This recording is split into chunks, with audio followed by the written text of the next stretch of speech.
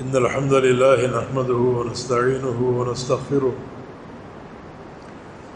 ونعوذ بالله من شرور أنفسنا ومن سيئات أعمالنا من يهده الله فلا مضل له ومن يضلل فلا هادي له وأشهد أن لا إله إلا الله وحده لا شريك له وأشهد أن محمدًا عبده ورسوله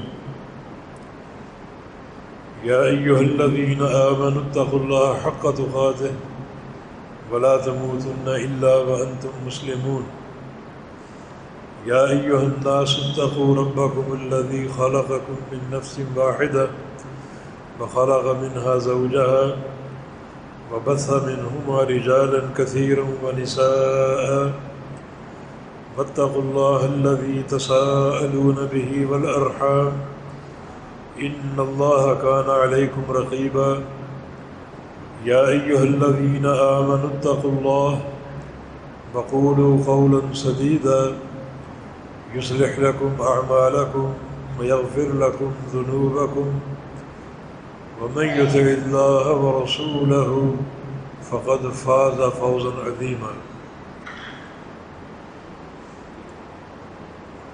اللهم صل على محمد وعلى آل محمد كما صليت على إبراهيم وعلى آل إبراهيم إنك حميد مجيد اللهم بارك على محمد وعلى آل محمد كما باركت على إبراهيم وعلى آل إبراهيم إنك حميد مجيد سبحانك لا علم لنا إلا ما علمتنا إنك أنت العليم الحكيم رب اشرح لي صدري ويسر لي أمري واحلل عقدة من لساني يفقه قولي أعوذ بالله من الشيطان الرجيم من همزه ونفخه ونفسه بسم الله الرحمن الرحيم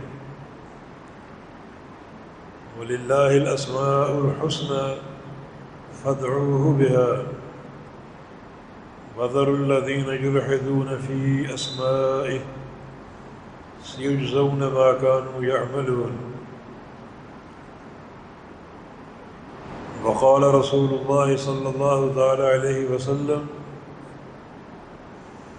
إن لله 99 اسما من أحصاها دخل الجنة أو كما قال صلى الله عليه وسلم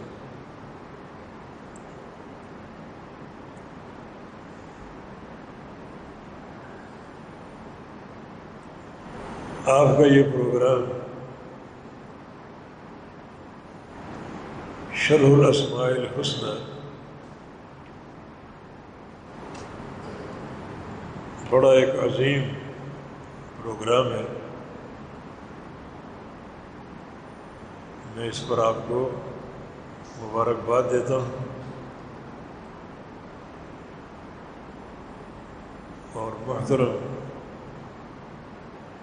مولانا داؤد شاکر حافظ اللہ کا تہ دل سے شکریہ ادا کرتا ہوں کہ انہوں نے اس عظیم پروگرام کا آغاز کیا. بڑے شوق و ذوق کے ساتھ اور انتہائی توجہ کے ساتھ مستقل اس پروگرام میں آپ نے شرکت کرنی ہے. یہ اللہ تعالیٰ کی محبت کا ایک مظہر ہوگا. اپنے رب کے پیارے پیارے نام، اپنے رب کی صفات اور ان کا تعارف، یقیناً یہ اللہ تعالیٰ کی محبت کا ایک ثبوت ہوگا اور اس محبت کا بڑا اجر ملے گا.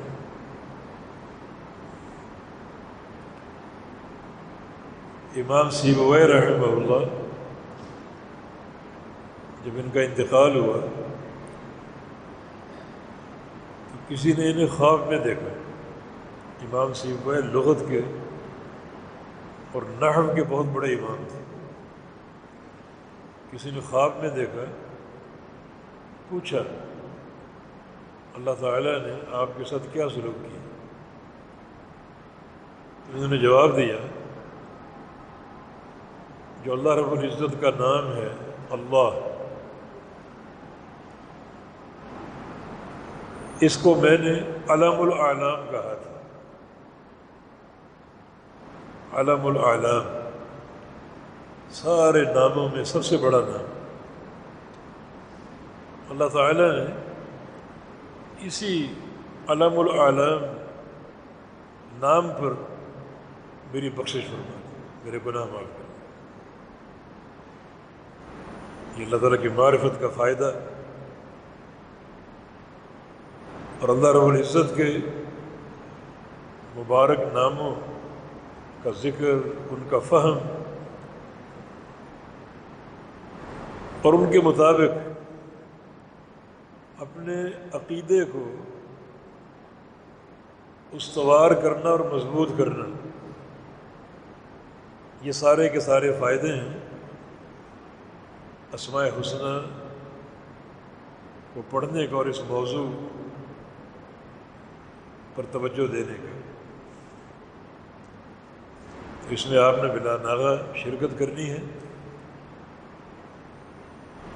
یہ اللہ تعالیٰ سے محبت کا اظہار ہوگا، اور جو اللہ تعالیٰ کے ناموں کے فہم کے فائدے ہیں وہ کچھ بتائیں گے آپ کو انشاءاللہ.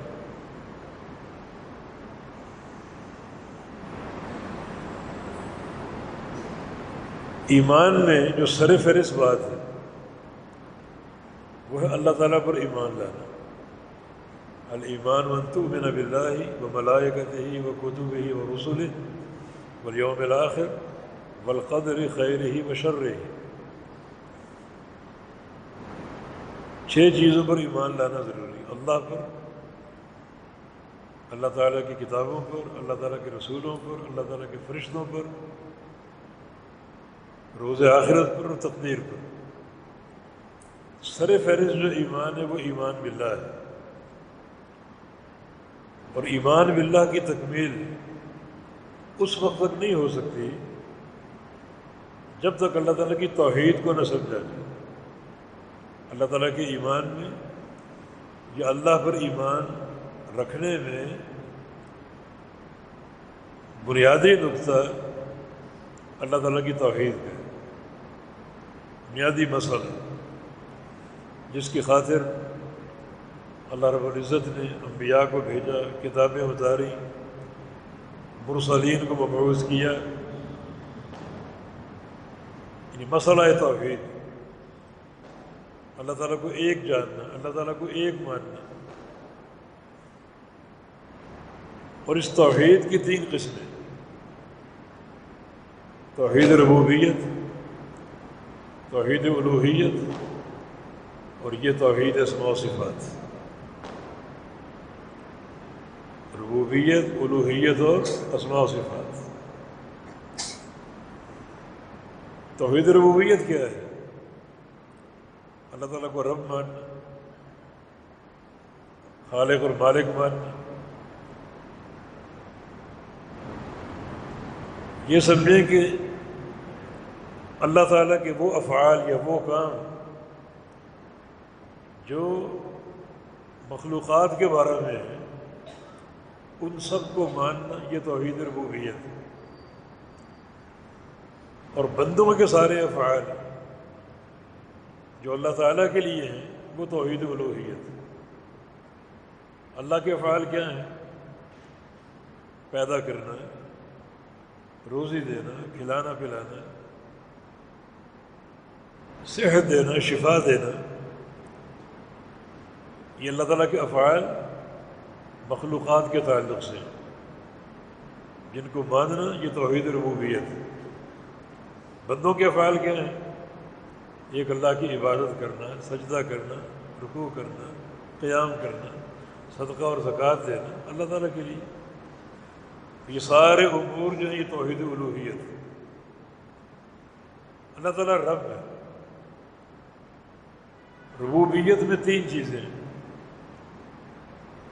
ایک اس کا خالق ہونا، دوسرا اس کا مالک ہونا، اور تیسرا سارے امور میں متصرف ہونا. خالق، مالک اور متصرف، امور کو چلانے والا. خالق کا معنی کیا ہے؟ اللہ تعالیٰ اس ساری مخلوق کو پیدا کرنے والا. یہ ساری مخلوق مل کر ایک مکھی تک نہیں بنا سکتی، ایک ذرہ تک نہیں بنا سکتی. اللہ تعالیٰ ہی خالق ہے اور وہی مالک ہے. اس کی ملکیت میں کوئی شریک نہیں ہے اور وہ متصرف ہے. اس کائنات کو پیدا کر کے اس نے چھوڑ نہیں دیا، بلکہ کائنات کا نظام اپنے ہاتھ میں رکھا.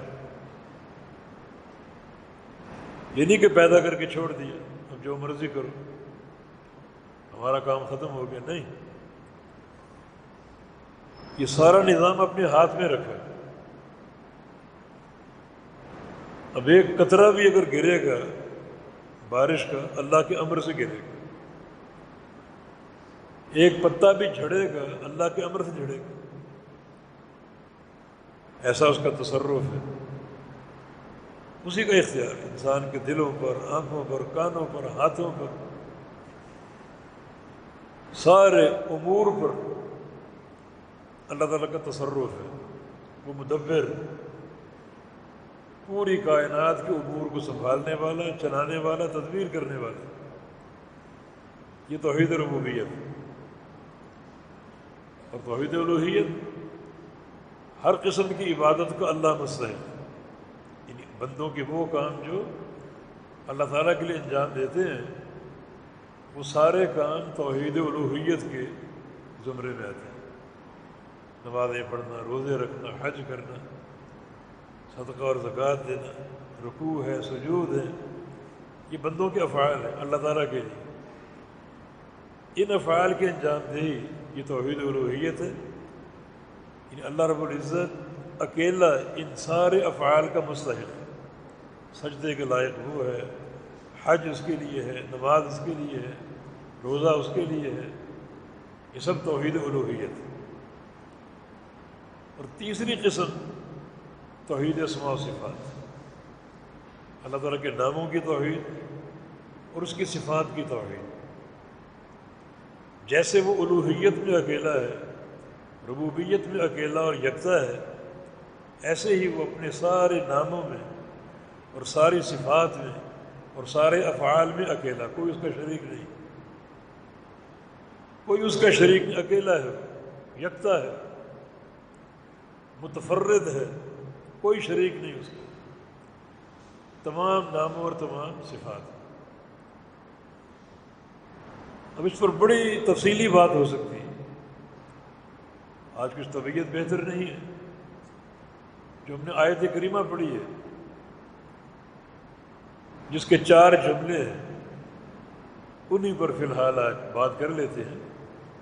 گاہے بگاہے انشاءاللہ شرکت رہے گی ہماری بھی. اللہ تعالیٰ کا فرمان ہے وَلِلَّهِ الْأَسْمَاءُ الْحُسْنَى، اللہ تعالیٰ کے پیارے پیارے نام ہیں، کامل، اکمل، جن میں کوئی نقص نہیں ہے. اللہ تعالیٰ کے پیارے پیارے نام ہیں.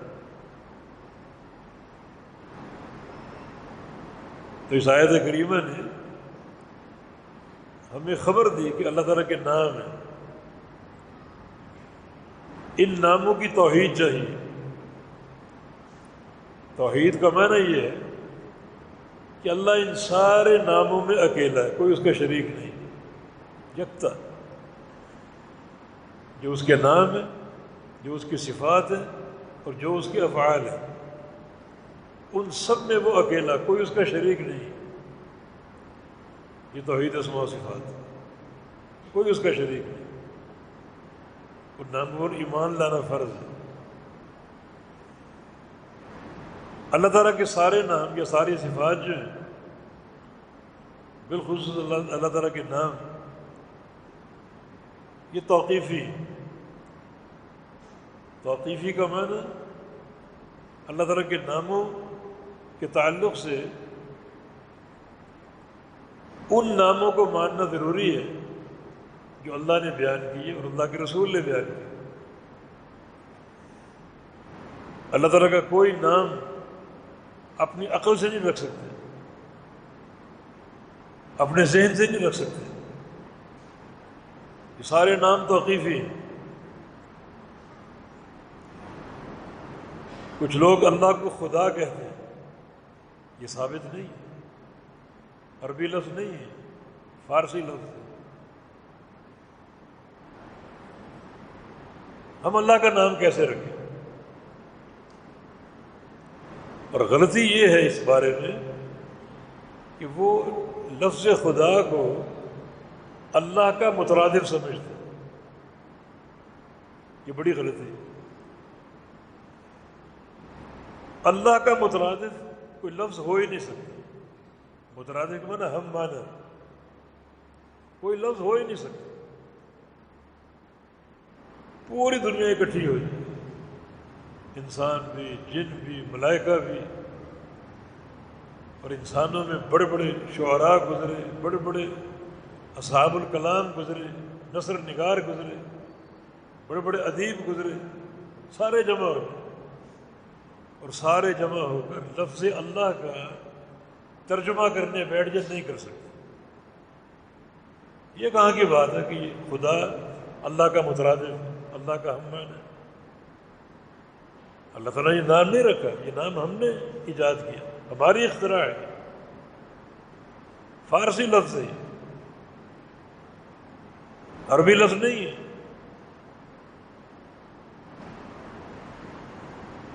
اللہ تعالیٰ کے پیارے پیارے نام جن پر ایمان لانا ضروری ہے، اور یہ نام توقیفی ہیں، اللہ تعالیٰ نے بیان کیے یا اللہ کے رسول نے بیان کیے، بس۔ کسی نام کی اختراع ہماری طرف سے جائز نہیں۔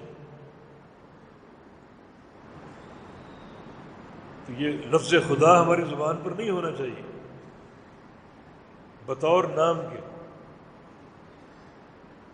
ہاں، فارسی میں خدا کا معنی ہے مالک، مالک اللہ کی صفت ہے، مالک یوم الدین، اس کا مالک ہونا حق ہے۔ لیکن پھر بھی لفظ خدا استعمال نہ کیا جائے، کیونکہ ایک غلط فکر کو رواج ملتا ہے، یہ خدا اللہ کا مترادف ہے۔ ہم میں سے کون جانتے ہیں کہ خدا کا معنی مالک ہے؟ اگر خدا ہم کہتے بھی ہیں تو کیا ہمارے ذہن میں بمعنی مالک ہوتا ہے؟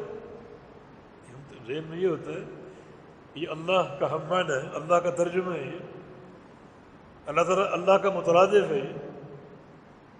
تو ایسا نام استعمال نہ کیا جائے جس نام کے استعمال سے غلط فہمی پیدا ہو سکے۔ دنیا یہ سمجھتی ہے کہ خدا بمعنی مالک ہے، خدا بمعنی اللہ ہے، مالک کے معنی کوئی نہیں جانتا۔ اللہ تعالیٰ مالک ہے، مالک ہونا اس کی صفت ہے، لیکن لوگ ایک غلط فکر پر قائم، اس لفظ کو لفظ خدا کو مالک کے معنی میں نہیں سمجھتے، اللہ کا مترادف سمجھتے، جو ہو ہی نہیں سکتا۔ تو ایسا لفظ استعمال کیا ہی نہ جائے جس سے غلط فہمی پیدا ہو سکتی۔ ہم پر یہ فرض ہے کہ ہم ان تمام ناموں پر ایمان لائیں جو اللہ تعالیٰ نے ثابت کی اپنے بارے میں، یا اللہ کے رسول نے ثابت کی اللہ تعالیٰ کے بارے میں، ان پر ایمان لائیں، ان پر ایمان لائیں۔ وہ سارے نام حق ہیں جو قرآن میں یا حدیث میں وارد ہیں، ان پر ایمان لانا فرض ہے۔ کسی بھی نام یا صفت کے بارے میں اگر شک و شبہ کا ہم شکار ہوں یا اس کے منکر بن جائیں تو یہ بربادی ہے، ہلاکت ہے، تباہی ہے۔ صحیح بخاری میں ایک حدیث ہے عبداللہ بن مسعود رضی اللہ عنہ کی روایت سے، فرماتے ہیں کہ میں غلاف کعبہ کے پاس تھا، بیت اللہ میں غلاف کعبہ کے پاس، وہاں 3 افراد بیٹھے ہوئے تھے، یا تو ایک قریشی اور 2 ثقفی تھے، یا ایک ثقفی اور 2 قریشی تھے، اللہ تعالیٰ کے بارے میں باتیں کر رہے ہیں۔ ایک کہتا ہے کہ اللہ تعالیٰ ہماری بات نہیں سنتا، یعنی صفت سمع کا انکار، وہ باتیں نہیں سنتا۔ دوسرا کہتا ہے کہ اگر ہم کوئی بات بلند آواز سے کہیں جہری، وہ سن لیتا ہے لیکن سری بات نہیں سنتا۔ تیسرے نے کہا وہ عرش معلیٰ پر اگر جہری بات سن لیتا ہے تو پھر سری بھی سن لیتا ہے۔ یعنی صفت سمع کے بارے میں ان کا اختلاف، ان کی یہ باتیں اللہ تعالیٰ نے وحی اتاری، ان کو شدید وعید اللہ تعالیٰ نے سنائی، جس میں یہ بھی فرمایا کہ ذالکم ظنکم الذی ظننتم بربکم ارداکم، اپنے رب کے بارے میں جو تم گمان قائم کیے بیٹھے ہو، یہ گمان تمہیں تباہ کر دے گا، دنیا کی تباہی، آخرت کی تباہی۔ یہ ایک صفت کے بارے میں ان کی یہ باتیں ہیں، میں تمہارے لیے مہلک ہے، تمہیں برباد کر دے گا۔ تو اللہ تعالیٰ کے ناموں کو ماننا، اس کی صفات کو ماننا، اس کے افعال کو ماننا جو کتاب و سنت میں موجود اور وارد ہے، یہ ضروری ہے۔ تو وَلِلَّهِ الْأَسْمَاءُ الْحُسْنَى، اللہ تعالیٰ کے پیارے پیارے نام، ان ناموں پر ایمان لانا ضروری ہے۔ یہ ایمان لانا اللہ تعالیٰ کی محبت کا اظہار بھی ہوگا، اور جب ہم ایک صحیح فہم کے ساتھ ان ناموں پر آئیں گے تو یقیناً توحید کے خزانے ہم پر روشن ہوں گے، عقیدے کے گوشے ہم پر کھلیں گے۔ دیکھیں نبی علیہ السلام کی حدیث ہے ان للہ 99 اسما، اللہ تعالیٰ کے 99 نام، من احصاها دخل الجنہ، جو ان ناموں کا احصاء کرے گا۔ احصاء کے 4 معنی، ناموں کو پڑھنا، ناموں کو حفظ کرنا، ناموں کو سمجھنا، رحمان کا معنی کیا ہے، رحیم کا معنی کیا ہے، حی اور قیوم کا معنی کیا ہے، سمیع اور بصیر کا معنی کیا ہے، ان کو سمجھنا، اور سمجھنے کے بعد ان پر ڈٹ جانا، ان پر استقامت اختیار کر لینا، یہ سارا احصاء ہے۔ پڑھنا، حفظ کرنا، سمجھنا، اور جو معنی سمجھا ان پر ڈٹ جانا پوری استقامت کے ساتھ، یہ سب احصاء ہے۔ جو ان ناموں کا احصاء کر لے، 99 ناموں کا احصاء کر لے، وہ جنت میں داخل ہوگا، وہ جنتی ہے۔ دیکھیں یہ اسماء و صفات کے ساتھ تعلق کتنی اس کی فضیلت ہے۔ جس شخص نے یہ تعلق جوڑ لیا وہ یقیناً جنتی۔ بڑا پیارا موضوع ہے، بڑا پیارا علم ہے۔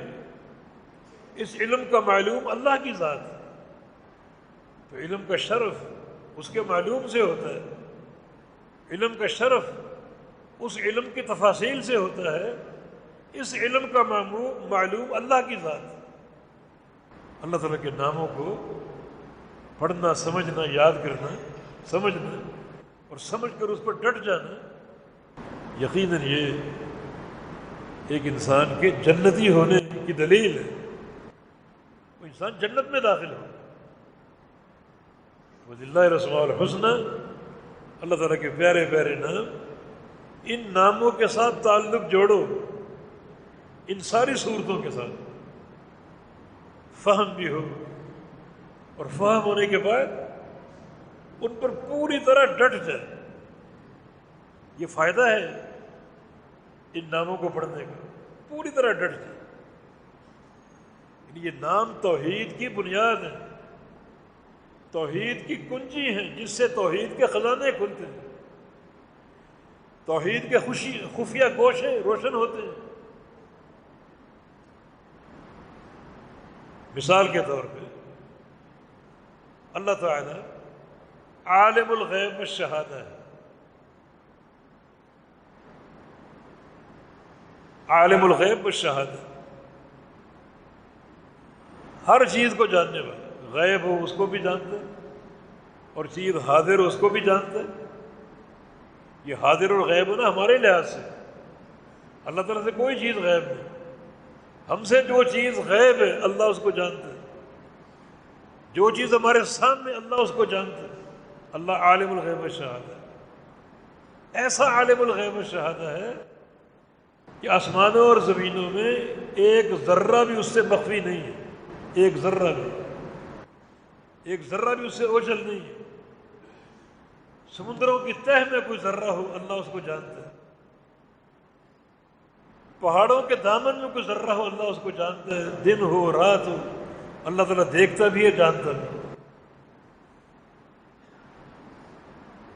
جو باتیں مستقبل میں ہونے والی اللہ ان کو جانتا ہے، چاہے وہ ایک دن بعد ہو یا 1000 سال بعد ہو، 1000 صدیوں کے بعد ہو. دنیا کے امور ہو، قیامت کے امور، اللہ ہر چیز کو جانتا ہے، عالم الغیب والشہادہ. اب اس نام کی توحید کیا ہے؟ یہ توحید الاسماء والصفات ہے نا. تو اس نام کی توحید کا تقاضا کیا ہے؟ توحید کا تقاضا یہ ہے کہ اللہ اکیلا عالم الغیب والشہادہ، اللہ تعالیٰ اکیلا عالم الغیب والشہادہ ہے. اس علم میں کوئی اس کا شریک نہیں ہے. اب بتائیں کوئی نبی کوئی ولی عالم الغیب ہو سکتا ہے؟ تو اس نام میں شراکت ہے. توحید ختم ہو گئی، توحید ختم ہو گئی تو بندہ تباہ و برباد ہو گیا. اللہ تعالیٰ الرزاق ہے. کیا معنی؟ روزی دینے والا، روزی دینے والا. اب اس نام میں توحید کا تقاضا کیا ہے؟ یہ ماننا کہ اللہ اکیلا رزاق ہے، وہ اکیلا روزی دینے والا، مانا اور کوئی روزی دینے والا نہیں. تو اس نام پر ایمان لانے والا اللہ کے علاوہ کسی کو داتا مان سکتا ہے کہ فلاں بھی داتا ہے، فلاں گنج بخش ہے، فلاں بھی رزق کے خزانے دیتا ہے. جو انہیں مختلف درگاہیں قائم کر رکھی ہیں، انہیں مختلف نام دے رکھے ہیں. تو اس توحید اسماء و صفات کا پھر فائدہ کیا؟ وہ اکیلا رزاق ہے. کسی اور کو رزاق مانو گے، کسی اور کو داتا مانو گے تو اس نام کا انکار ہے، توحید کا انکار ہے. عقیدہ مجروح ہو گیا اور بندہ ایک بہت بڑی بربادی میں داخل ہو گیا.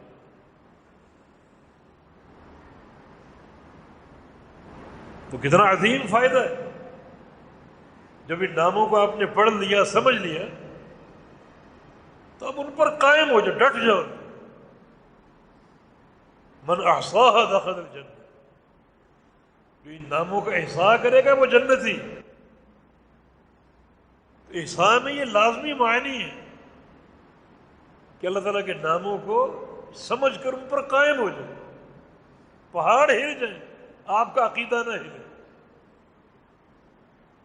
اس طرح ٹھوس طریقے سے قائم ہو جائے. یہ توحید اسماء و صفات کا فائدہ کہ توحید کے دروازے کھلیں گے، توحید کے خزانے آپ کو حاصل ہوں گے. ہر نام اللہ تعالیٰ کی توحید کی کنجی ہے، اللہ تعالیٰ کی توحید کی مفتاح ہر نام. ایسا ہی مان لو پورے فہم کے ساتھ اور پوری استقامت کے ساتھ. یہ اللہ تعالیٰ کی محبت کے خزانے ہیں. اللہ تعالیٰ جب دیکھے گا میرا بندہ میری معرفت کو حاصل کرنے کا کتنا اس میں شوق ہے، جذبہ ہے، وہ کیوں نہ راضی ہوگا، کیوں نہ محبت کرے گا ہم سے؟ اور یقیناً جنت کے داخلے کا فائدہ حاصل ہوگا اگر اس توحید کو ہم نے قبول کر لیا، سمجھ لیا، اچھی طرح اس کی معرفت آ گئی۔ تو فدعوہ بہا دوسرا جملہ، اللہ کو انہی ناموں سے پکارو، انہی ناموں سے پکارو، اپنی اختراع اپنی عقل سے اس کے نام نہ رکھو، اپنے نام اس نے خود رکھے جو قرآن و حدیث میں بیان ہے، ان کو مانو اور سمجھو، ان پر ایمان لاؤ، نئے ناموں کی اختراع کی ضرورت نہیں ہے، جیسے ہم نے لفظ خدا کا ذکر کیا، تو فدعوہ بہا، اللہ کو پکارو انہی ناموں کے ساتھ۔ یہاں دو چیزیں ہیں، ایک پکارنا، دوسرا انہی ناموں کے ساتھ پکارنا۔ پکارنا بھی توحید کی اساس ہے، بلکہ دین اسلام میں سب سے بڑا مسئلہ توحید کے تعلق سے پکارنے کا۔ اللہ کے علاوہ کسی غیر کو پکارنا کفر ہے، شرک اکبر ہے۔ کسی غیر کو پکارنا، وہ زندہ ہو مردہ ہو، کسی قبر میں دفن ہو، زمین پر ہو، آسمان کی فضاؤں میں ہو، اللہ کے علاوہ کسی غیر کو پکارنا شرک بھی ہے اور کفر بھی ہے۔ شرک اکبر جو ہوتا ہے نا، وہ بندوں کو کفر کے دروازے میں دھکیل دیتا ہے، کفر ہے۔ تو فدعوہ بہا دو چیزیں ہیں، ایک اس کو پکارنا اور اسی کو پکارنا، اور دوسرا انہی ناموں کے ساتھ پکارنا، دو چیزیں۔ اسی کو پکارو، کسی اور کو نہ پکارو، انہی ناموں سے پکارو، کسی اور نام کے ساتھ نہ پکارو۔ یہ عظیم توحید کا درس ہے۔ اور تیسرا جملہ وَذَرُوا الَّذِينَ يُلْحِدُونَ فِي أَسْمَائِهِ، ان لوگوں کو چھوڑ دو، ان لوگوں کو چھوڑ دو جو اللہ کے ناموں کے بارے میں الحاد کا شکار ہے، ان کو چھوڑ دو۔ کیسے چھوڑے؟ ہمیں کیا معلوم وہ کون لوگ؟ مانا ان کا تعارف بھی ضروری تاکہ ان کو چھوڑا جا سکے، اللہ کا امر ہے ان کو چھوڑ دو۔ تو چھوڑنے کے لیے ضروری ہے ان کو پہچانا جائے کون لوگ ہیں، ان کا الحاد کیا ہے۔ الحاد کا معنی ہے المیل عن الحق، حق سے پھر جانا، ایک جادہ مستقیمہ، صراط مستقیم جو کتاب و سنت پر قائم ہے، اس پر آپ چلتے جائیں چلتے جائیں، آپ حق پر ہیں۔ دائیں بائیں مڑ گئے، یہ الحاد ہے۔ جادہ مستقیمہ سے انحراف اختیار کرنا اور پھر جانا، یہ الحاد ہے۔ ان کو چھوڑ دو، ان کو چھوڑنا ضروری ہے۔ تو چھوڑیں کب؟ جب ان کی پہچان ہو۔ اللہ تعالیٰ کے ناموں کے بارے میں جو مرکزی الحاد ہے لوگوں کا، وہ تین قسم کے، جس الحاد کا لوگ شکار ہوئے، تین قسم کا الحاد۔ ایک ہے اللہ تعالیٰ کے ناموں کا انکار، یہ ایک فرقہ گزرا جہمیہ، وہ اس الحاد کا شکار ہوا تھا، جہمیہ، اللہ تعالیٰ کے ناموں کا انکار، جہمیہ فرقہ اللہ تعالیٰ کے ناموں کو نہیں مانتا، حالانکہ قرآن و حدیث میں صراحت کے ساتھ یہ نام موجود ہے۔ یہ بڑا خطرناک الحاد ہے، یہ تو قرآن کا انکار ہے، احادیث کا انکار ہے، یہ انکار بذات خود کفر ہے۔ قرآن کی ایک آیت نہیں بلکہ ایک لفظ کا انکار بھی کفر ہے، حدیث صحیح ہو اس کا انکار کفر ہے۔ ہمارے معاشرے میں بہت سے منکرین حدیث ہیں، وہ سارے کافر ہیں، وہ کسی محبت کے مستحق نہیں، کسی تعلق کے مستحق نہیں، کسی رفاقت کے مستحق نہیں، ان سے کوئی تعلق نہ رکھو، وہ مر جائے ان کا جنازہ نہیں، قبرستان میں ان کی تدفین نہیں، جاؤ انہیں کسی روڑی پر کچرا کنڈی میں ڈال دو، پھینک دو، کتے کھائیں آ کر۔ انکار حدیث کوئی معمولی کفر نہیں۔ انکار جو ہے نا، وہ جو کفر کی انواع و اقسام ہے، سب سے بھاری قسم انکار ہے۔ اللہ تعالیٰ کے ناموں کا انکار، اللہ تعالیٰ کی صفات کا انکار، تو یہ فرقہ جہمیہ اس کا مرتکب ہوا۔ فرقہ جہمی، یہ جہم بن صفوان ایک شخص تھا جس نے جعد بن درہم سے اس فکر کو حاصل کیا، لوگوں میں پھیلانے کی کوشش کی، اور کچھ لوگ اس کے پیروکار بھی بن گئے، کچھ لوگ اس کے پیروکار بھی بن گئے۔ وہ عراق کے گورنر خالد القصری کے ہاتھ میں آیا، پکڑ لیا اس کو، قید کر دیا۔ بقرہ عید آئی، آنے والی، تو عیدگاہ میں اس کو ساتھ لیا، خطبہ دیا نماز کے بعد کہ لوگوں جاؤ ضحو، جاؤ جا کے قربانیاں کرو، اونٹ قربان کرو، گائے قربان کرو، بکرے قربان کرو، میرے پاس قربانی کے لیے آج یہ بندہ موجود ہے، یہ جو اللہ کے ناموں کا انکار کرتا ہے، اللہ تعالیٰ کے ناموں کا، یہ جہم بن صفوان یہ موجود، پکڑ لیا اس کو، سب کے سامنے لٹایا اس کو، اور گلے پر چھری پھیری۔ اسی نتیجے کا مستحق ہے اللہ تعالیٰ کے ناموں کا انکار کرنے والا، اللہ تعالیٰ کے پروٹوکول کا انکار کرنے والا، اسی انجام کا مستحق ہے۔ تو انکار بڑا مہین قسم کا کفر ہے، خواہ وہ قرآن کا انکار ہو یا حدیث کا انکار۔ منکر قرآن بھی کافر ہے، منکر حدیث بھی کافر ہے، ان سے کوئی تعلق نہ جوڑو، سمجھاؤ ضرور، اگر محسوس کر لو کہ یہ معاند بن چکا ہے، اس میں عناد آ چکا ہے، سمجھنے سے قاصر ہے، چھوڑ دو اس کو، اس سے بائیکاٹ کرو، اور مر جائے تو اس کو کسی کچرا کا ڈال دو، پھینک دو، یہ اس کا انجام، اسی قابل ہے۔ اس کو دفن کر کے اس کو عزت نہ دو، ایسے لوگ عزت کے مستحق نہیں ہیں، ذلت کے مستحق ہیں۔ ان سے اس طرح ذلت کا رویہ اختیار کرو گے، اللہ اس کا اجر آپ کو دے گا، ان سے محبت کرو گے، گناہ گار بن جاؤ گے،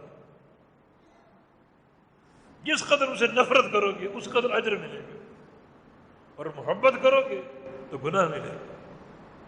یہ لوگ تذلیل کے مستحق ہیں، محبت کے مستحق نہیں۔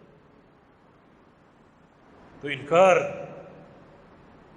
کسی بھی شرعی امر کا انکار بہت بڑا کفر ہے۔ انکار سے بچو، انکار سے۔ یہ کچھ لوگ صریح انکار نہیں کرتے، مگر وہ تعویلوں سے انکار کر کے اللہ کے احکام کا مذاق اڑاتے ہیں۔ یہ اور خطرناک معاملہ ہے، اور خطرناک معاملہ۔ میں ایک مثال آپ کو دے دو بنی اسرائیل کی۔ اللہ تعالیٰ نے ہفتے کے دن شکار سے روکا، اور ان کے آزمانے کے لیے ہفتے کو مچھلیاں بہت آتی تھیں۔ انہوں نے کیا کیا؟ انکار نہیں کیا، ہفتے کو شکار نہیں کیا، ہیلا یہ بنایا کہ ہفتے کو روک لیتے، پانی مچھلیاں روک لیتے، اتوار کو شکار کرتے۔ یعنی اللہ تعالیٰ کے امر کا صراحتاً انکار نہیں کیا، لیکن جو عمل کیا وہ انکار ہی ہے۔ اور یہ بات زیادہ اللہ کی ناراضگی کا باعث ہے۔ اللہ تعالیٰ نے فرمایا کونوا قردۃ خاسئین، تم بندر بن جاؤ، خنزیر بن جاؤ، شکلیں مسخ کر دو۔ اس معاشرے میں مثال دیتا ہوں انکار کی۔ یہ پردہ فرض ہے، حجاب فرض ہے عورت کے لیے، حجاب فرض ہے، جلابیب اپنی اوڑھنیاں اوڑھ دو، اوڑھنی کا معنی اپنے سر سے چادر کو لٹکاؤ جو پاؤں تک جاتی ہے، چہرے کو ڈھانپے، گلے کو ڈھانپے، سینے کو ڈھانپے، جسم کو ڈھانپے، اللہ کا امر۔ کچھ عورتیں انکار نہیں کرتی، تعویل کرتی کہ جی پردہ تو جو ہے وہ دل کا ہونا چاہیے، یہ بات تو دل میں اللہ کا خوف ہونا چاہیے، یہ ظاہری چہرہ اس کو ڈھانکنا، اس کو کھولنا، اس کی کیا ضرورت ہے؟ اصل جو خشیت ہے وہ دل میں ہونی چاہیے، پردہ دل کا ہے نہ کہ چہرے کا۔ شراب حرام ہے، لوگ مانتے ہیں، لیکن شراب کا نام بدل کے اس کو پیتے ہیں۔ سود حرام ہے، لوگ مانتے ہیں، لیکن سود کا نام بدل کے اس کو کھاتے پیتے ہیں۔ یہ حرکت اور زیادہ قبیح ہے۔ اللہ تعالیٰ کے احکام کی مخالفت نہیں کر رہے بظاہر، لیکن اسی حکم کو اپنی ایک باطل روش اور ایک گندی اور بودی تعویل کے ذریعے مسخ کرتے ہیں۔ یہ حکم کا انکار ہی۔ بنی اسرائیل نے ہفتے کو شکار نہیں کیا، اگلے دن کیا۔ ہفتے کو روک لیتے تھے، مچھلیاں روک لیتے تھے، اگلے دن پکڑ لیتے تھے، سمجھتے تھے اللہ کے امر کا ہم نے انکار نہیں کیا۔ مگر خالق کائنات کے حکم میں اس طرح کی تعویل کر کے انکار شامل کرنا اس قدر اللہ کی ناراضگی کا موجب ہے کہ اللہ تعالیٰ نے اس قوم کو بندر اور خنزیر بنا دیا۔ جس قوم کے بارے میں فرمایا کہ انی فضلتکم علی العالمین، کہ میں نے تمہیں تمام جہانوں پر فوقیت دی، یہ اظہار محبت ہے۔ مگر اس روش پر اللہ تعالیٰ نے ان کے چہروں کو مسخ کر دیا، بندر بنا دیا، سور بنا دیا۔ یہ بھی انکار کی صورت ہے۔ یہ اللہ تعالیٰ کے الہاد میں ایک پہلی قوم جو اللہ رب العزت کے اسماء و صفات کا انکار کرتے ہیں۔ ہم ان کو چھوڑ دیں، چھوڑنا فرض ہے، چھوڑ دیا۔ ساتھ یہ بھی فرض ہے کہ ہم اللہ تعالیٰ کے ناموں اور اس کی صفات کا انکار نہیں کریں، ان پر ایمان لائیں، تاکہ جہمیہ کا رد ہو جائے، اس گمراہ فرقے کی تردید ہو جائے۔ ہم ایمان لائیں، ہم نہیں چھوڑیں۔ اللہ تعالیٰ کے سارے نام، اللہ تعالیٰ کی ساری صفات، اللہ تعالیٰ کے سارے افعال، ہمارا ان پر ایمان ہے ردن علی الجہمیہ۔ یہ رد بھی اجر کا باعث ہے۔ یہاں دو ثواب کے دو پہلو ہیں، ایک اللہ کے ناموں پر ایمان لانا، اس کا اجر ملے گا بے تحاشا، توحید کی اساس ہے یہ، اور دوسرا اس گمراہ فرقے کی تردید، اس تردید کا بھی اجر۔ جتنی قوت سے ایمان لاؤ گے اتنی قوت سے ملحدین کا رد کرنا، ان سے نفرت کرنا، ان کو ٹھکرا دینا، اس کا بھی اجر، دونوں کا اجر۔ جس قوت سے ایمان لاؤ گے اس قوی ایمان کا اجر ہے، اور جس قوت سے ملحدین کا رد کرو گے، انکار کرو گے، اس کا بھی اتنا ہی اجر۔ شریعت میں اگر الحمدللہ کہنے کا اجر ہے تو سبحان اللہ کہنے کا بھی اجر۔ الحمدللہ میں اللہ تعالیٰ کے ناموں کا اثبات ہے، اللہ تعالیٰ کی توحید کا اثبات ہے، اللہ تعالیٰ کی صفات کا اثبات ہے، اور سبحان اللہ کلمہ تنزیہ ہے، نفی۔ وہ صفات کمال کا مستحق ہے، صفات کمال کا مالک ہے، اور صفات نقص سے وہ پاک ہے، ہر نقص سے پاک ہے۔ تو جیسے صفات کمال پر ایمان لانا الحمدللہ کے ذریعے یہ اجر کا باعث ہے، سبحان اللہ کا بھی اجر۔ نبی علیہ السلام کی حدیث ہے سبحان اللہ و بحمدہ، چھوٹا سا جملہ ہے، جو بندہ صبح کو 100 دفعہ کہہ لے اللہ رب العزت اس کے سارے گناہ معاف کر دے گا، چاہے وہ سمندر کی جھاگ کے برابر کیوں نہ۔ تو سبحان اللہ کا اجر ہے یہ نہیں۔ صحابہ نے پوچھا کہ سب سے افضل ذکر کون سا؟ تو رسول اللہ صلی اللہ علیہ وسلم نے فرمایا مختارہ اللہ لملائکتہ، سب سے افضل ذکر وہ ہے جو اللہ تعالیٰ نے اپنے فرشتوں کے لیے پسند کیا، فرشتوں کو عطا کیا، اور وہ کیا ہے؟ سبحان اللہ و بحمدہ۔ اس کو افضل اجر کرا، افضل اجر۔ اور ایک حدیث میں ام ہانی کی حدیث، ایک بندہ اگر 100 دفعہ سبحان اللہ کہے، 100 دفعہ صرف سبحان اللہ کہتے، اللہ تعالیٰ کیا دے گا؟ اتنا اجر دے گا، اتنا اجر دے گا جیسے آپ نے 100 گھوڑے خریدے، ان گھوڑوں کو جہادی سازو سے سامان سے لیس کیا، اور ان گھوڑوں پر مجاہدین کو بٹھا دیا، ہر گھوڑے پر ایک مجاہد کو بٹھا دیا، اور میدان جہاد کے تو روانہ کر دیا۔ جو اجر اس عمل کا ہے وہ اجر 100 دفعہ سبحان اللہ کہنے کا۔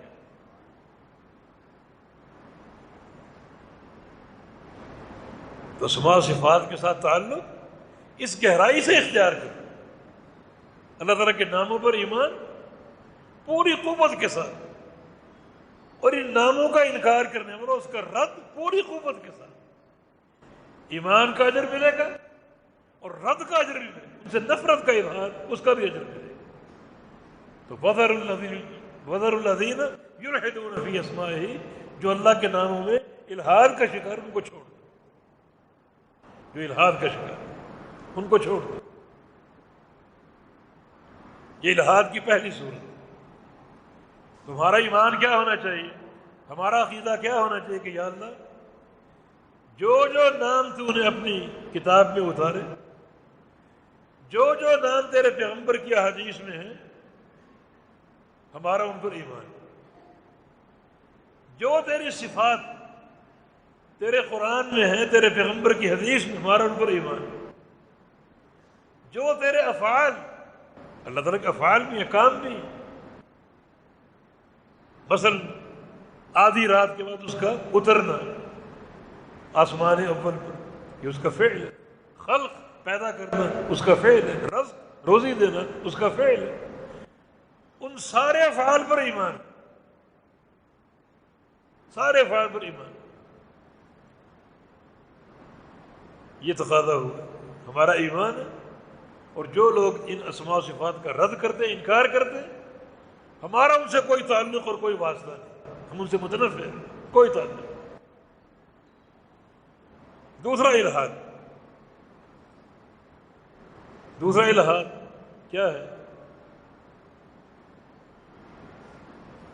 ایک فرقہ معتزلہ متکلمین، انہوں نے کھل کر انکار نہیں کیا اللہ تعالیٰ کے ناموں کا، مگر ان کا الحاد یہ ہے کہ ان ناموں کو معنی سے خالی قرار دیا، معنی نہیں جانتے۔ رحمان مانتے، رحیم مانتے ہیں، حی اور قیوم مانتے ہیں، سمیع اور بصیر مانتے ہیں، لیکن رحمان کیا ہے، رحیم کیا، یہ ہم نہیں جانتے، حی اور قیوم کیا ہم نہیں جانتے۔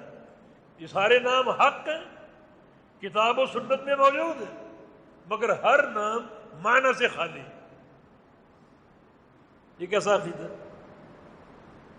ہر نام معنی سے خالی، یہ بھی انکار ہے۔ اللہ تعالیٰ کے جو نام ہے، مبارک نام، پاکیزہ نام، ہر نام معنی کے ساتھ ہے تاکہ اللہ تعالیٰ کی معرفت حاصل ہو، اس کا تعارف حاصل ہو۔ اگر معنی سے خالی قرار دے دو گے تو معرفت کیسے ہوگی؟ اس کے نتیجے کیسے برآمد ہوں گے؟ اس کے نتیجے کیسے برآمد ہوں گے؟ نام حق ہے مگر معنی سے خالی، صفات سے خالی۔ ہر نام کا معنی اس کی صفت ہے، صفات سے خالی۔ ہمارا عقیدہ کیا ہو؟ اللہ تعالیٰ کے نام حق ہیں، جو پیچھے ہم بیان کر چکے ہیں، اور ہر نام کا معنی موجود ہے، ہر نام کا معنی موجود۔ رحمان کا معنی بہت بڑا مہربان، رحیم کا معنی بڑا رحم کرنے والا، سمیع کا معنی سننے والا، بصیر کا معنی دیکھنے والا، ہر نام معنی کے ساتھ۔ اگر معنی کے بغیر ہو تو اس علم کا فائدہ کیا؟ اگر مجھے یہ معلوم ہی نہ ہو کہ وہ ذات رحمتیں اتارتی، وہ ذات مہربانی کرنے والا ہے، تو کیا فائدہ پھر اس نام کو جاننے کا؟ اگر رحمان کا معنی ہی معلوم نہیں، رحیم کا معنی ہی معلوم نہیں، تو اللہ تعالیٰ کی رحمت، اس کی مہربانی، اس کو حاصل کرنے کا شوق میرے اندر کیسے پیدا ہو، جبکہ میں یہ جانتا ہوں کہ اس کے یہ نام معنی سے خالی نہیں، ہر نام کا معنی معلوم۔ اور معنی کیا ہے؟ وہ معنی ہر وہ معنی ہے جو اس نام کا پہلا معنی ہے لغت عرب میں۔ جو قرآن لغت عرب میں اترا ہے، لغت عرب میں ایک لفظ کے معنی کئی ہو سکتے ہیں، لیکن جو پہلا معنی جو ذہن میں سبقت میں جانے والا، وہ معنی مراد۔ کتاب و سنت میں اللہ تعالیٰ کی صفت ہے ید، ہاتھ۔ ید ان کا پہلا معنی کیا ہے؟ ہاتھ۔ ہمارا اس پر ایمان، اس کے ہاتھ ثابت ہے، اس کا ید ثابت ہے۔ کتاب و سنت میں دو ہاتھوں کا ذکر ہے، ہمارا ایمان کسی تعویل کے بغیر۔ وہ ہاتھ کیسا ہے یہ ہم نہیں جانتے،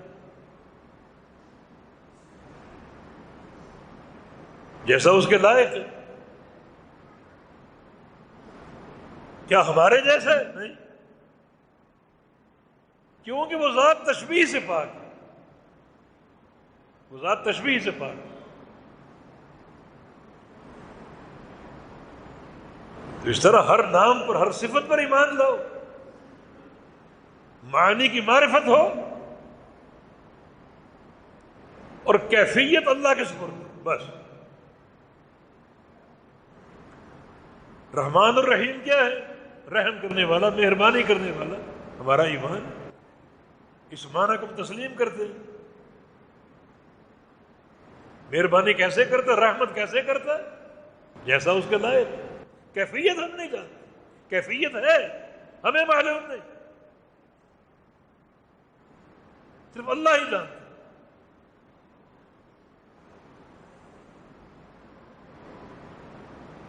تو یہ معرفت جب حاصل ہوگی ان ناموں کی، تبھی تو تعلق جڑے گا اللہ کے ساتھ۔ اگر میں تواب کا معنی نہیں جانتا تو میں توبہ کیسے کروں گا؟ اگر میں غفار کا معنی نہیں جانتا، غفور اور غافر کا معنی نہیں جانتا، میں توبہ کیسے کروں گا؟ اس سے گناہ کیسے بخشوں گا؟ مجھے معلوم ہی نہیں۔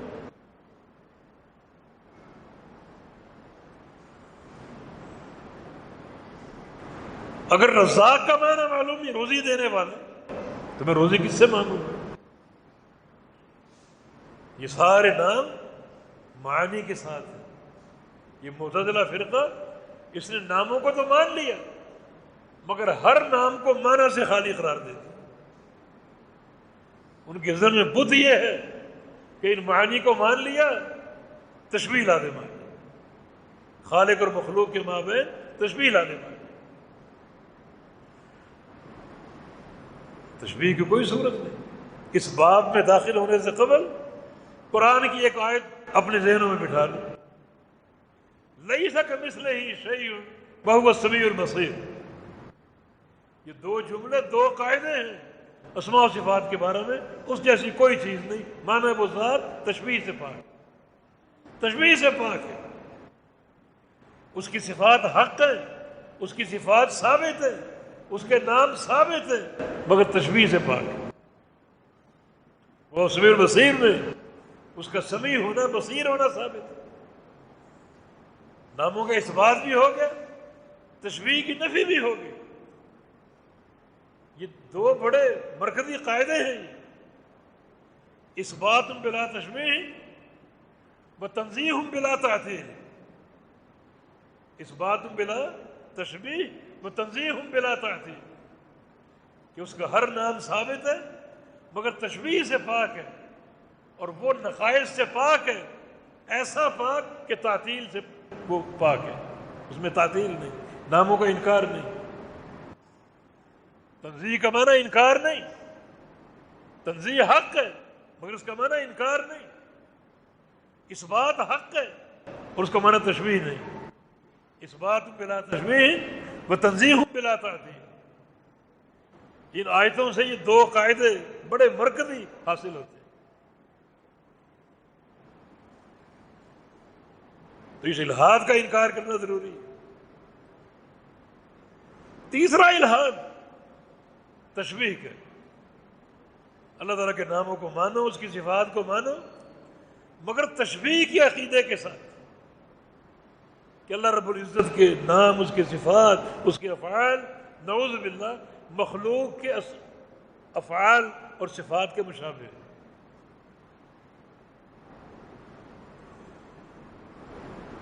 یہ بہت بڑا الحاد ہے، خطرناک الحاد ہے۔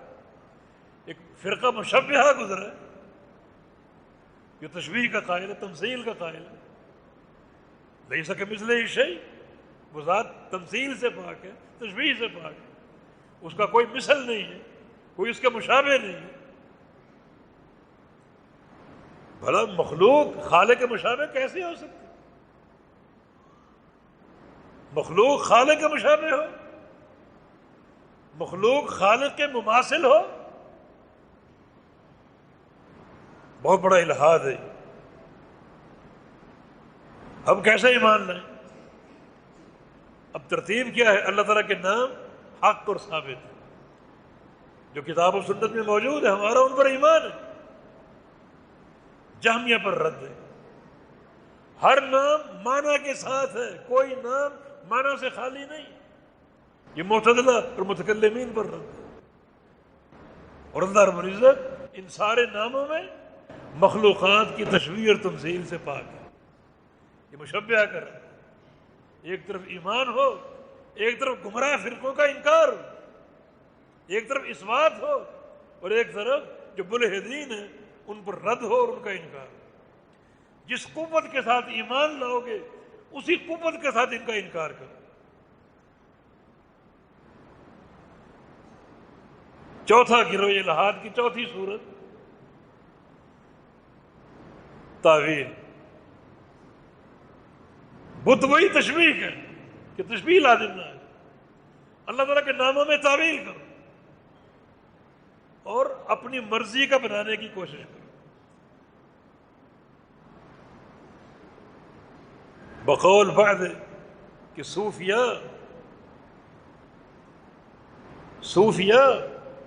صوفی حضرات اللہ تعالیٰ کو مانتے نہیں ہیں، خود اللہ بننے کی کوشش کرتے، وحدت الوجود کا عقیدہ، گندا ترین عقیدہ جو ابو جہل کے پاس بھی نہیں تھا۔ اور متأولین جو ہیں اللہ تعالیٰ کے ناموں اور صفات کو مانتے نہیں ہیں، بلکہ چاہتے ہیں کہ اللہ ہماری مرضی کا بن جائے۔ کیا سمجھا ہے؟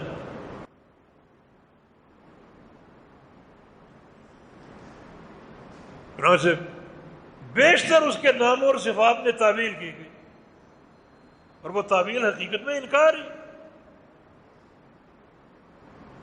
ہم نے یدن کی بات کی، یدن کا معنی ہاتھ، بل یداہ مبسوطتان قرآن کہتا ہے اللہ تعالیٰ کے دونوں ہاتھ کشادہ ہیں، بڑے فراخ ہیں، بڑی فراخی سے اللہ تعالیٰ خرچ کرتا ہے۔ دو ہاتھ ثابت ہو گئے، ہمارا ایمان نہیں جناب، ہاتھ تو ہمارے بھی ہیں، یہ تشبیہ لازم آ رہی ہے۔ یہ تشبیہ اللہ کے بندوں تب بنتی ہے جب کہا جائے کہ اس کا ہاتھ ہمارے ہاتھ جیسا ہے، تب تشبیہ بنے گی۔ ہمارا ہاتھ کیسے ہے؟ جیسا ہمارے لائق ہے، اس کا ہاتھ کیسے ہے؟ جیسا اس کے لائق۔ کیا وہ ہمارے جیسے؟ نہیں۔ کیوں؟ نہیں سکے مثلہ شیء، اس جیسی کوئی چیز تشبیہ سے پاک ہے۔ اب تعویل کرو جناب، ہاتھ کا معنی قوت، کہتے ہیں نا زور بازو، مراد قوت ہے۔ تو بل یداہ مبسوطتان، اس کے دو ہاتھ کشادہ ہیں. اگر قوت کا معنی کرے تو دو قوت، کیا معنی دو قوتوں؟ وہ صرف دو قوتوں کا مالک ہے، تو دو قوتیں اس کی. اور یدون کا معنی قوت کرو گے، تشبیہ وہاں بھی بن رہی. کیا آپ کے اندر قوت نہیں؟ تھوڑی ہو یا زیادہ؟ خود قرآن نے بندے کی قوت کو ثابت کی ہے. ثم جعل من بعد ضعف قوة ان خیر من استأجرت القوی الامین. انسان قوی بھی ہے، انسان میں قوت بھی ہے. اگر قوت معنی کرو گے تو قوت و مخلوقات کے اندر بھی موجود ہے، تشبیہ تو پھر بھی بن رہی.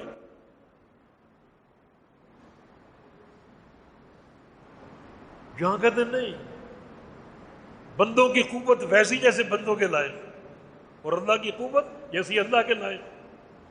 تو یدن میں یہ بات کہہ دو، اتنا گھما پھرا کے آنے کی ضرورت کیا ہے؟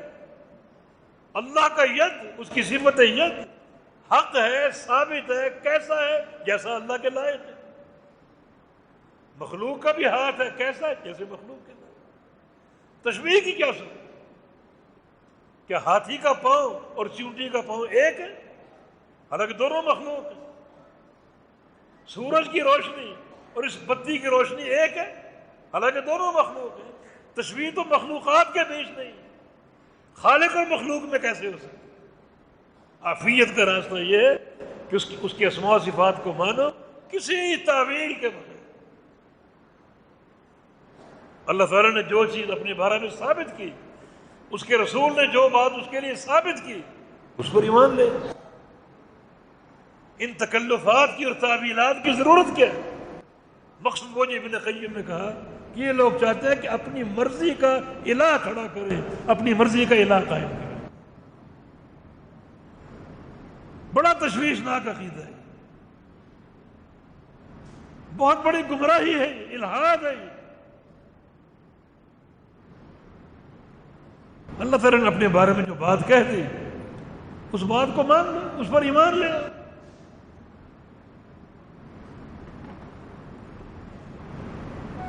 کسی تعویل کی ضرورت ہی نہیں. الرحمن علی العرش استوى، کیا معنی اس کا؟ رحمان عرش پہ مستوی ہے. اللہ کا عرش ہے، اللہ اس عرش پہ مستوی ہے. اللہ تعالیٰ چڑھ گیا، عرش پہ مستوی ہو گیا. ایمان لے. نہیں جناب، استوا تو مخلوق بھی کر سکتی ہے. استوا علی الدابہ، مخلوق بھی مستوی ہو سکتی. تشبیہ لازم ہے. تشبیہ تب لازم ہے جب یہ کہا جائے کہ استوا ہو کا استوا ہے نا، کہ اس کا استوا ہمارے استوا جیسے. یہ تو کوئی نہیں کہتا. استوا ہو کما یلیق بجلالہ، اس کا استوا کیسا ہے؟ جیسا اس کے لائق. ہم نہیں جانتے اس کیفیت، ہم نہیں جانتے. امام مالک رحمہ اللہ کے پاس ایک شخص آیا، ان کا شاگرد سوال کرتا ہے کہ اللہ تعالیٰ کا عرش پہ استوا کیسا ہے؟ اللہ کا عرش پہ استوا کیسا ہے؟ امام مالک یہ سوال سن کر پسینے میں نہا گئے. کافی دیر اپنے سر کو چھپائے رکھا، بولنے کی سکت نہیں، بولنے کی قدرت نہیں، طاقت نہیں. جب بولنے کے قابل ہوئے تو فرمایا سن، الاستواء معلوم ہے، اللہ تعالیٰ کا عرش پہ مستوی ہونا معلوم ہے. معلوم ہونے کا معنی ثابت بھی ہے اور اس کا معنی بھی ہم جانتے ہیں. معنی معلوم ہے. والکیف مجہول، مگر استواء کی کیفیت مجہول ہے. وہ مستوی ہے، ہمارا ایمان ہے، کتاب و سنت سے یہ بات ثابت ہے. مستوی کیسے ہے یہ ہم نہیں جانتے. اللہ نے یہ بتایا کہ میں عرش پہ مستوی ہوں، یہ نہیں بتایا کہ مستوی کیسے ہے. جو بتا دیا اس پر ایمان ہے، جو نہیں بتایا وہ اللہ کے سپرد. اس عقیدے کے ساتھ کہ اللہ تعالیٰ کی تمام صفات میں کمال، تمام صفات اس کامل اکمل، عرش پر ایمان. تو ہمیں کہ استواء ثابت ہے، معلوم ہے، لیکن والکیف مجہول، کیفیت مجہول ہے، اور وہ سوال ہونا بدعت ہے، کیفیت کا سوال کرنا بھی بدعت ہے، یہ سوال بھی بدعت ہے۔ اور فرمایا کہ ما رأیت اسوأ منک قط، تو جیسا بدترین انسان میں نے کبھی نہیں دیکھا۔ اور شاگردوں سے کہا اس کو نکال دو، ہماری مجلس سے نکال دو، اس کو مجلس سے نکال دو، ہمارے ساتھ بیٹھنے کے قابل نہیں۔ انہیں سلف صالحین کتنی نفرت کرتے تھے ان لوگوں سے جو اللہ کی صفات کے بارے میں تعویلوں کا راستہ کھولنا چاہتے ہیں۔ یہ انکار کی روش ہے، ایک چیز کو ماننا اور پھر نہ ماننا، مان کر نہ ماننا۔ یہ تو مان لو کہ یہ گلاس ہے، مان لیا یہ گلاس ہے، مگر ساتھ ہی کہوں کہ یہ لوہے کا ہے، میں نے مانا اس کو، لوہے کا کہا ہے، شیشے کا ہے، یعنی مان کر پھر انکار، صفات کو مانا پھر انکار اپنی تعویلات باطلہ کے ذریعے۔ تو آج ہم توحیدی طور پر اسی پر قناعت کرتے ہیں کہ جو الہاد ہے ملحدین کا اس کو پہچانو اور پہچان کر اس کا انکار کرو، ان کو چھوڑ دو، اس کا انکار کرو۔ خلاصہ کلام یہ ہے کہ اللہ رب العزت کی اسماء و صفات حق ہیں، ثابت ہیں، کتاب و سنت میں موجود ہے اور مذکور ہیں، ان سب پر ایمان لاؤ، انکار نہ کرو، ایمان لاؤ تاکہ صحابہ جیسا ایمان ہو، انکار نہ کرو تاکہ جہمیہ کا رد ہو۔ جس قوت کے ساتھ ایمان لاؤ گے اسی قوت سے ان کا انکار بھی کرو، رد کرو، نفرت کرو۔ دوسرا، ان سارے ناموں کے معنی معلوم ہے، معنی معلوم ہے، کیفیت نہیں، ایمان لے آؤ پوری قوت سے۔ اور ساتھ ساتھ معتزلہ کا رد ہو جائے، گمراہ فرقے کا جو کہتے ہیں کہ یہ نام سارے معنی سے خالی۔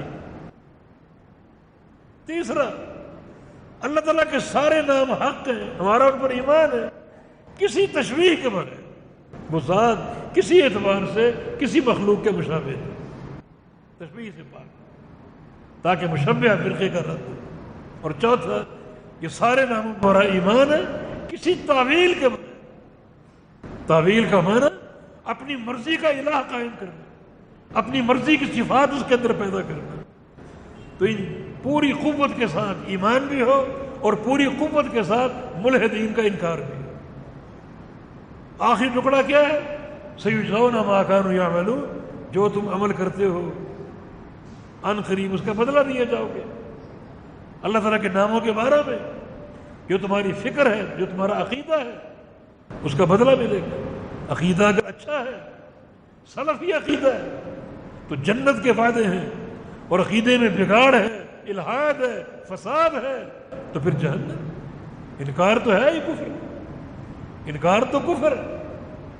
تو اس طرح اللہ تعالیٰ کے ناموں اور صفات پر ایمان پوری قوت کے ساتھ ہو اور پورے فہم کے ساتھ ہو۔ نبی علیہ السلام کی حدیث، اللہ پاک کے 99 نام ہیں، جو ان کا احصاء کر لے وہ جنتی۔ اللہ تعالیٰ ہمیں احصاء کی توفیق دے، ان ناموں کو پڑھنے کی، ان ناموں کو سمجھنے کی، ان ناموں کے مطابق اپنا عقیدہ قائم کرنے کی، تاکہ اس احساس کے ساتھ ہم اللہ تعالیٰ کی محبت کے، پیار کے، اس کی رحمت کے مستحق بن سکیں اور اس کی جنت کا داخلہ ہمیں حاصل ہو جائے۔ انشاءاللہ یہ موضوع جاری رہے گا اللہ تعالیٰ کی توفیق سے۔ اللہ پاک ہمیں فہم بھی دے اور اس توحید کے اہم شعبے پر اللہ تعالیٰ ہم کو قائم رکھے، دائم رکھے۔ اقول قولی ھذا واستغفر اللہ لی ولکم وآخر دعوانا ان الحمد للہ۔